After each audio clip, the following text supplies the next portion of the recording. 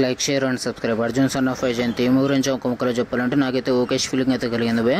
చూసినంతసేపు ఎక్కడ బోర్ అయితే కొట్టలేదు, కానీ అంతగా నచ్చింది అంటే లేదని చెప్పొచ్చు, అంతగా నచ్చలేదు అంటే కూడా లేదని చెప్పొచ్చు. మాస్ మూవీస్ ఇష్టపడే వాళ్ళకైతే ఈ మూవీ పిచ్చగా నచ్చేస్తుంది. First of all Nandamuri Kalyan Ram గారి ఫ్యాన్స్కి అయితే మూవీ అయితే ఒక ట్రీట్ అని చెప్పొచ్చు భయ, ఖచ్చితంగా నచ్చేస్తుంది.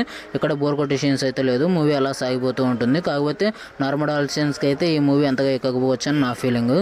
ప్లాట్లైన్ విషయానికి వస్తే తల్లి కొడుకు ఇద్దరు కలిసిమెలిసిగా ఉంటారు భయ. తల్లి వచ్చేసి ఐపీఎస్ ఆఫీసర్గా ఉంటుంది. కొన్ని భిన్న అభిప్రాయాల వల్ల 4 years అయితే గ్యాప్ వస్తుందని చెప్పొచ్చు ఇద్దరికి. 4 years తర్వాత మళ్ళీ వారు ఇళ్ళ కలుసుకున్నారు.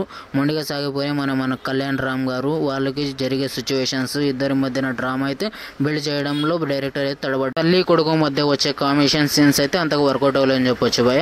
ఫస్ట్ ఆఫ్ ఆల్ ఈ ఎమోషన్ పండితే మూవీ ఇంకో రేంజ్కి అయితే వెళ్ళిపోయేది. ఎమోషన్ పండకపోవడంతో మూవీ అయితే కొంచెం డొల్ల ఫీలింగ్ అయితే కలుగుతుంది. కాకపోతే ఇక్కడ బోర్ అయితే కొట్టదు. ఇలాంటి మూవీస్ మన టీఎఫ్ఐలో చాలా వరకు వచ్చాయి, చాలా వరకు బ్లాక్ బస్టర్ హిట్ అయితే అయ్యాయి. ఈ మూవీ కూడా అదే కోవలో వెళ్ళాలని నేనైతే కోరుకుంటున్నా. మీరు ఏ మూవీ చేశారో మీకు ఎలా అనిపించిందో కామెంట్ చేయండి.